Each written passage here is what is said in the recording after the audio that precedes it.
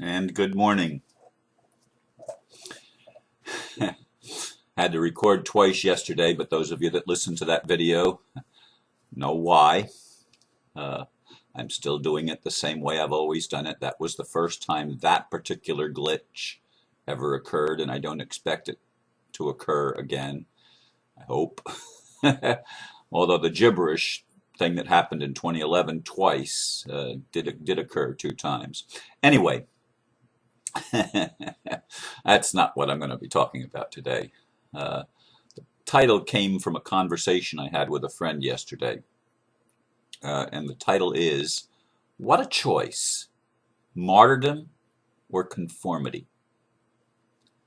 Yes, that was what a friend shared with me in regard to yesterday's video, in which I expressed how important it is to me that spiritual people need to be involved in both the inner and outer work of personal and societal transformation. I had expressed my concern that since childhood, just like repeated flying dreams, though not as frequent, I have had dreams of martyrdom, which I relegated to past lives. As these thoughts have come to me, I have stated to God again and again, not this time. Still, I have had friends suggest to me that my actions in the political arena make me a target, which is likely why so many locals seem to shy away from me. To them, my strong stance for justice makes them uncomfortable, since they have chosen the more practical approach of conformity to the world as it is. For me, that has never been a viable option, since, as I've said many times, my goal has been to help establish the kingdom of heaven on earth. Can that be done without humans becoming proactive? I think not. To me, the required proactivity must be both inner and outer, not either or. Initially, when I woke up this morning, and even in the meditation room, that conversation didn't come to me, though it played several times after I had it in the afternoon throughout the rest of the day. It came to me, this choice of, well, Ron, you can either be a martyr or you can conform. And that is, unfortunately, how many people see being proactive in the physical world. That's the choice that they have. I can either stick my neck out and stand up for what is right, what is true, what is just, or I can just do the inner work and not be concerned with the outer world, not be concerned with people being hurt, not being concerned with the violence, because it all comes from inside of me. So I'm going to do the inner work and trust that the outer work changes, but in the meantime, I will conform to all the rules and regulations imposed upon me by the unjust governments and the system of the world as it is, the economic structure. I'm going to play by their rules, even if I do really believe, and even if I know that they are wrong. I don't want to get involved in actually doing something that could bring about changes. And I know in my heart that if even as many as 25% of the world's population would be proactive, the Illuminati's game of control is over. Now, I don't know the cosmos plan, the cosmic plan. I don't know exactly the steps that are required to bring about the kingdom of heaven on earth. I do know that as I look out at the world, I don't see the kingdom of heaven, because to me the kingdom of heaven would not allow the injustices that I see as rampant everywhere.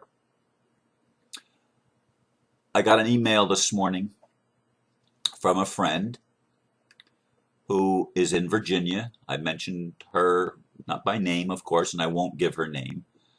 But she has been involved in a foreclosure issue, and she has been standing up for the truth against the banks. And it's Deutsche Bank, as I believe, the one that she's been dealing with. But they actually locked her out of her house, and she was handcuffed. And then she told me that there were other people living in their house and that they had sent an invoice, but I guess that was something that was not correct, because she has since given me different information that's slightly different. But now she tried to file a lis pendens in the courts, and she had used, as I told you previously, she had used courtesy notices. And they still came and took her house away. She's not in her home at this time, but she is trying to use the judicial system to at least file actions against the parties that brought actions against her. But the court would not even allow her to file the lis pendens against, I assume, against the bank. She didn't specifically say that, but I'm assuming it is against Deutsche Bank. In any case,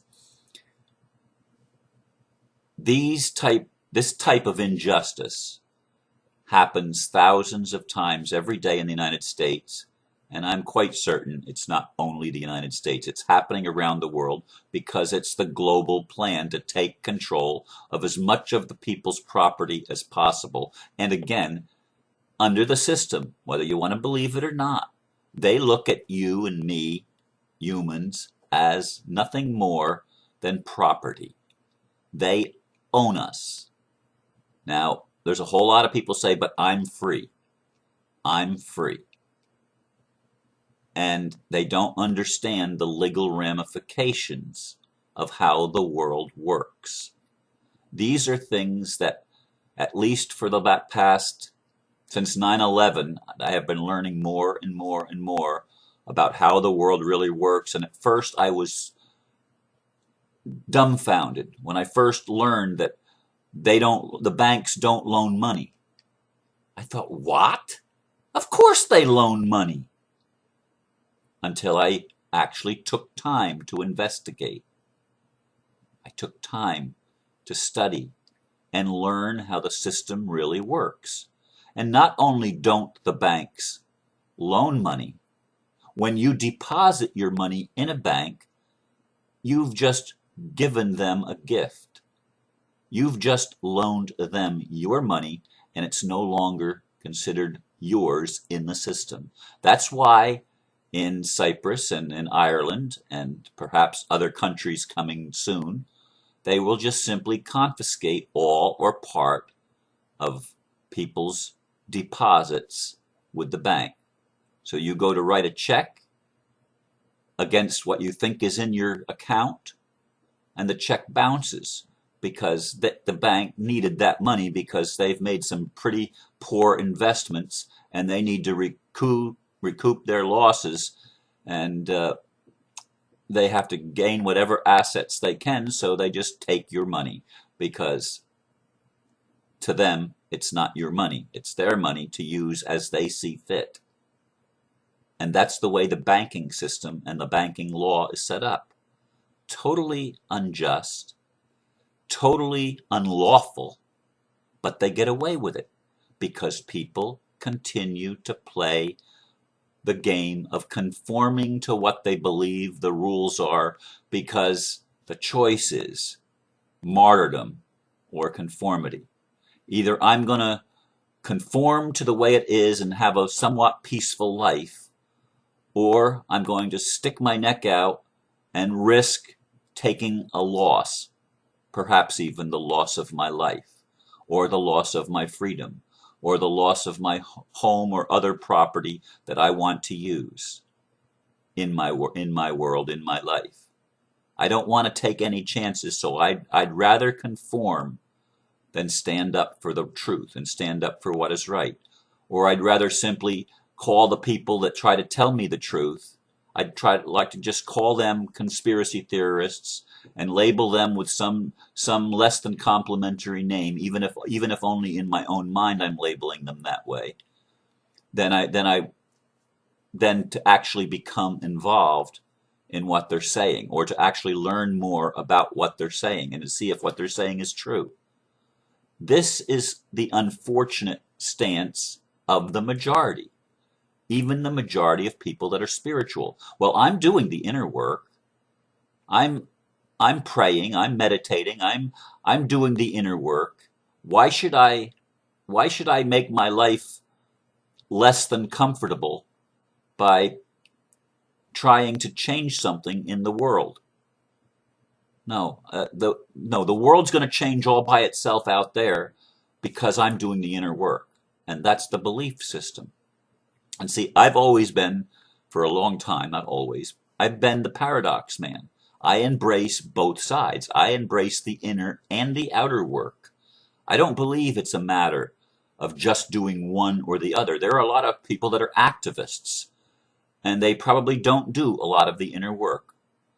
But and they have a role to play, and it's an important role.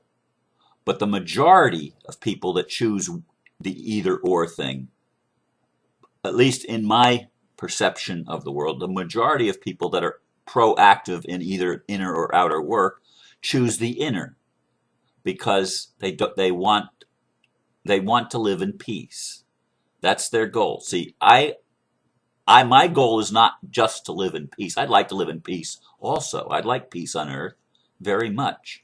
But I want the kingdom of heaven on earth so that there is no longer the risk of being a nonconformist and having to pay a high price for your nonconformity. There shouldn't be this victimizer and victim polarity in the kingdom of heaven, as I see the kingdom of heaven. That's insane. That's insane that you have to either be a victim or a victimizer and conform to that polarization. That's insane to me.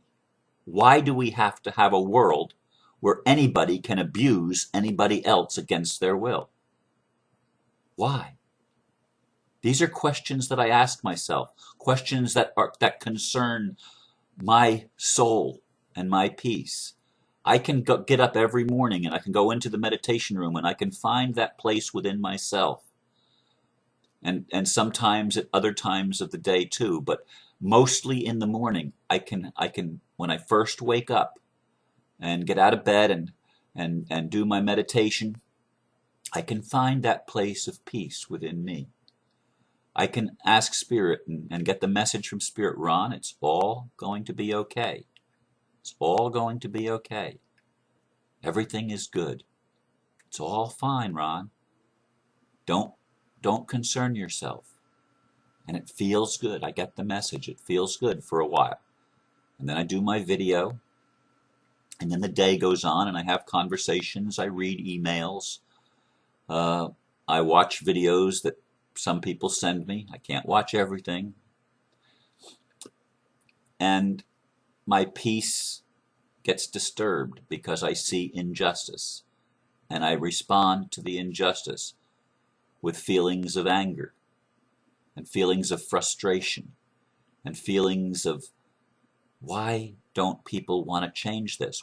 How can people sit idly by and not get involved in taking steps and taking actions that can really bring about solutions and stop the insanity, stop the psychopaths from playing the dark role? They've already played the dark role from my perspective. They awakened me and they've awakened a lot of people. But still, the masses choose conformity because they see the alternative as a form of martyrdom. And it's frustrating to me. Yes, it is. So this is what I wanted to share with you this morning. the repercussions from yesterday's video and the process that I go through frequently as I wrestle with my life goal of seeing the establishment of the kingdom of heaven on earth and helping to bring that about so that we can truly have a world that is win-win, one that works for everybody, and no one has to be a victim anymore. And I don't believe we can do that with either martyrdom or conformity. The truth is in the middle. Proactive inner and outer, and together we transform our lives and the world we live in. Thank you again for listening, and may God bless you. Namaste.